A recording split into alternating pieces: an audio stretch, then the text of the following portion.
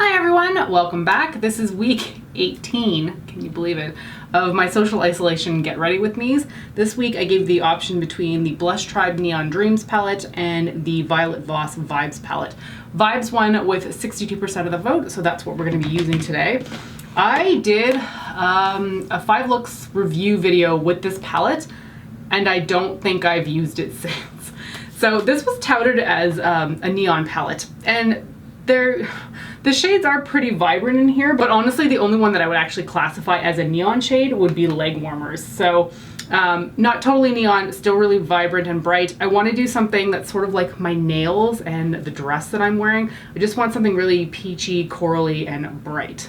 So we kind of got a little bit of news today on timelines for returning to work, sort of. They're not completely official, so I have to take them with a bit of a grain of salt.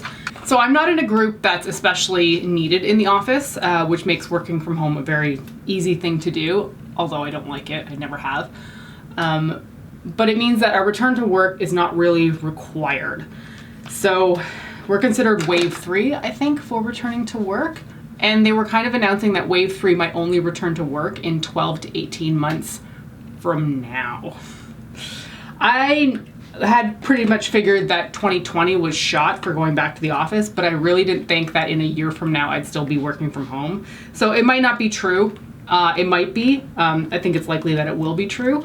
But ooh, that was rough to hear. Because I mean, 12 to 18 months from now could literally be returning to the office in 2022, which is a little bit mind-boggling, to be honest. I mean, if it's the safest route to do it that way, fine, no problems. I hate working from home so much. My butt is starting to kill me on the kitchen table chair that I'm using, and I'm just like, I need to get a new chair for my bum because my bum is getting very sore just sitting there. Okay, moving on to every time I start filming, one of my cats decides to use the litter box.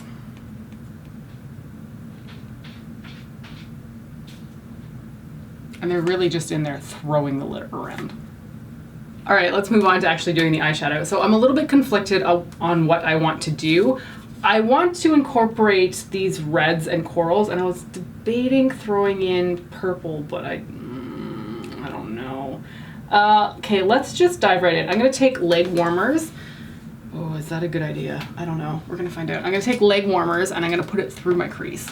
As I said, this is the most neon shade in the palette, so it's gonna be the one with the most patchiness in it, because anything with a neon base or neon pigment is very white in the base, which for whatever reason, neon pigments and their white bases just cause a lot of patchiness. But actually, this is going on better than I thought it would.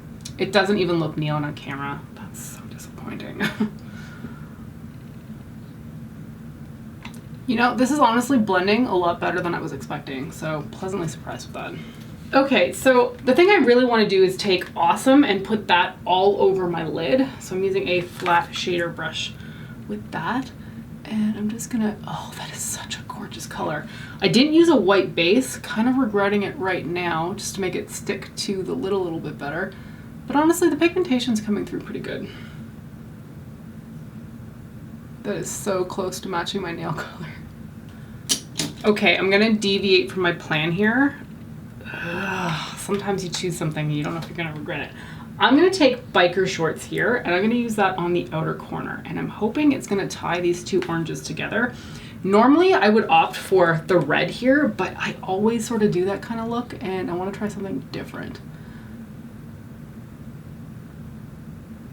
Initially I was thinking the Radical shade here, this purple, but I think it's a little bit too blue tone, so I'm gonna go with the biker shorts one just because I feel like there's a little bit more red orange in it. Yeah, I'm getting some patchiness in here. This palette can be really pretty, and then at times I feel like it just causes some patchiness issues that I don't want to see in my eyeshadow. So I'm actually gonna go back with a shader brush and try to apply that in that area, sort of pack it on a little bit better. Then when I get up here, I'm just gonna pat it into place.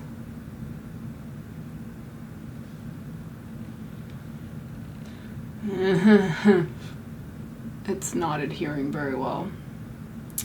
Shoot. The problem is when you try to blend these, they kind of just dust away, which is why I prefer to pat them on. but it's really not sticking to each other. Honestly, it's not bad in the viewfinder. In person, it's not great. But if you fuss with it too much, it'll get exponentially worse, so I don't want to tweak it too much. Okay, and I'm going to replicate on the other side what I just did. Okay, it's okay-ish. I'm going to leave it because if I add anything more or play with it anymore, it's going to cause problems. So let me just clean up my under eye area because I got a lot of fallout. Of course, using my trusty Bioderma, my cell solution. Since this palette is just straight brights, I'm obviously going to be using my Wet n Wild Brulee eyeshadow to highlight my problem. And this look definitely needs wing liner, so I'm using my Physicians Formula Eye Booster for that.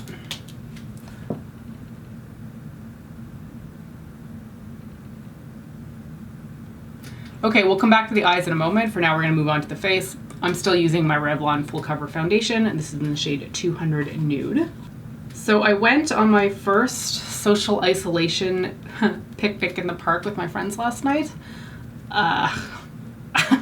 It's been a long time since I just hung out with friends. I mean, I'd had Julie over for movies and stuff before, but I hadn't really done anything in more of a group setting. I mean, there was only 3 of us going to the park, but my friend Steve suggested it, and I'd initially put him off for quite a while because I didn't want to be doing normal things. They felt wrong, like I shouldn't be partaking in doing anything because life wasn't normal. And I finally gave in. My friend Steve and Sean all decided to eat dinner in the park last night, and I got dressed up. I put on a dress and did my makeup, did my hair, and then just went out to the park to meet them and have some takeout that I'd pre-ordered. And it was so bizarre going outside dressed properly, like not in sweats and not in like running gear. And with my hair and my makeup did, that I honestly, initially when I got outside, I felt like the world was normal again. And it was this really weird feeling where I had to like remind myself that no, the world is not normal and you still need to keep your distance from people. It was just such a shock what a normal activity, getting dressed, doing my makeup, had as an effect on me. It basically made me feel like the world was fine again. Just one of those things that I hadn't really thought about, and then I got in that situation. I was like, whoa, keep your distance from people, kind of thing. But it was really nice. We all got to catch up, say how we're doing through quarantine. Everybody's got their own struggles, right? So it was just lovely. It felt relatively normal again, as I just keep saying. Not that we ever normally eat dinner in the park, but it was just nice to really reconnect. So I think we're gonna try to make a little bit more of a habit of it. I mean, at least maybe once a month, because it felt really good. And on the way home, there's this place called, it's Maya something. I don't know exactly what it is. I'm pretty sure they sell, is it Vietnamese food? But they also had like ice cream or ice slushies too.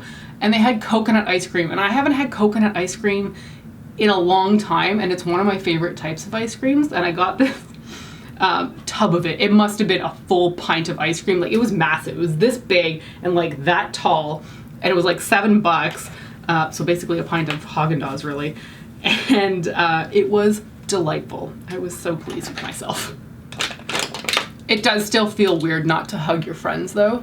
I just noticed there's a lot of eyeshadow dust on the liner here. So when I ran into my friend Sean as we were headed to the park, I was like, I just want to hug you, but our bubbles personally are too big overall, so we can't connect them and actually like touch each other.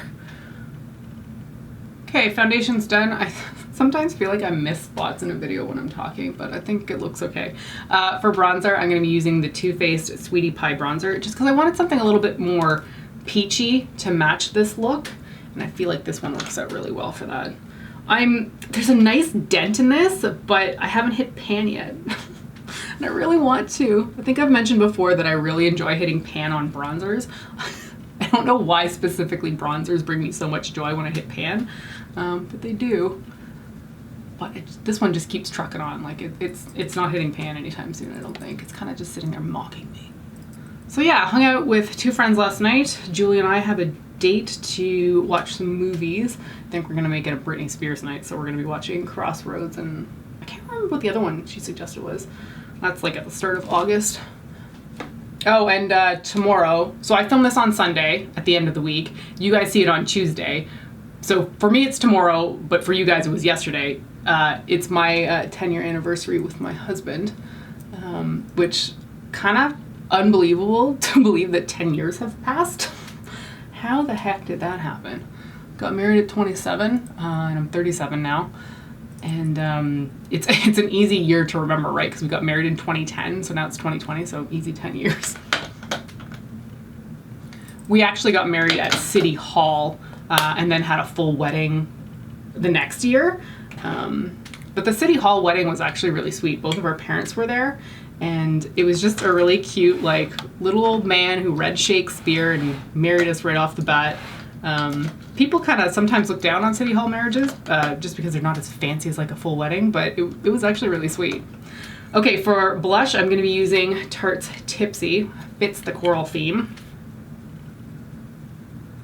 But yeah, we had the wedding at City Hall because, for those who aren't aware, my husband's American, and this story's a little... We met in March of 2010, physically in person. We had known each other through World of Warcraft before. Met physically in person in March, got engaged on July 1st of the same year, and then got married on July 20th, same year. So between the time that we met and got married, it was very quick. And a lot of that was honestly driven by the fact that he had moved to Canada to be with me, but he was on a visitor visa. And you can't do much on a visitor visa. You can't work, you can't go to school. So we kind of accelerated the marriage process and got married at City Hall in order to start him on his permanent residency. And that came through, I think, didn't take honestly that long. I think it was 6 months, but we took a while to file. So he was a permanent resident starting in what did I say before we got married? We got married in 2010. So he was a permanent resident in 2011. And then that's when we had the full wedding in Ottawa with my friends and family. Okay, blush is on. Freaking love this color. I had a subscriber send this to me. Ever so thankful. Because it's long been discontinued. For highlighter, I'm going to be using another Too Faced product. This is the Love Light Prismatic Highlighter in the shade Ray of Light. And it's just got a bit of a rose gold tinge to it. I didn't want anything too orange. I almost busted out an orange highlighter, and then I was like, I kind of try to balance it out a little bit better. I love this one though, and no one talks about these anymore. Okay, face done. I'm going to zoom you back in and we're going to finish up the eyes. I'm not really sure what to do for my lower waterline because I don't really have a color that matches exactly. So I'm going to be taking two different off-tropic liners by NYX. I have the shade Mimosa Orange here, and the other one is Happy Hour. These I know are no longer really available in the US, but you can still get them at Shoppers Drug Mart in Canada, which is great because I freaking love these. I'm going to start with the orange. And then I'm praying that the pink layers over top without just covering it, but actually like melts together.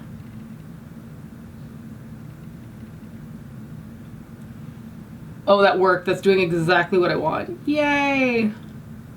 Just going to rub it through my lash line here because I'm going to be blending shadows down here and I want this to meld in.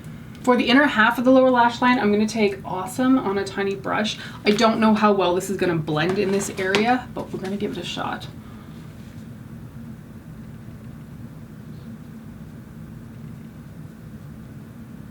And then for the outer corner, back in with Biker Shorts. Did I say inner corner? I meant outer corner. Okay, that doesn't look good at all. So I need to take, I think, my crease color and sort of layer it on the edges there. So that was Leg Warmers. I'm just gonna find a good brush for it. So this one I hope will work. Just dipping into Leg Warmers, and I'm just gonna rub that along the edges. Oh, that's better, good. Well, I thought it was working. Now it's starting to look, I don't know, maybe it looks okay to you guys. It's seeming a little bit messy to me. For the inner corner of the eye, I'm going to take a Stila Glitter and Glow. This one is Peach Pretense. Yeah, it was from the Little White Lies collection. So the problem with the Little White Lies collection is because it's so bright, I end up having to take these on a brush to put them on my eye. Otherwise, the color pigment from my eyeshadow ends up on the doe foot applicator and then into the product, which is not great. So I'm just putting that on my brush and then putting it on the inner corner of the eye.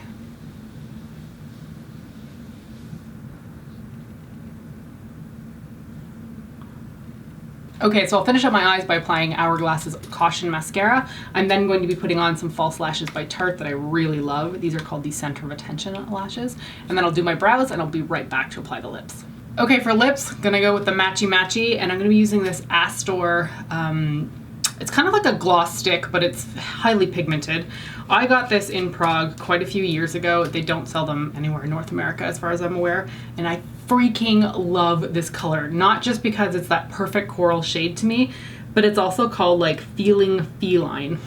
And anything cat themed, I'm all about. So, I'm gonna whack this straight on. Yeah, like there's a lot of pigment, but it's really quite glossy. And the scent is to die for.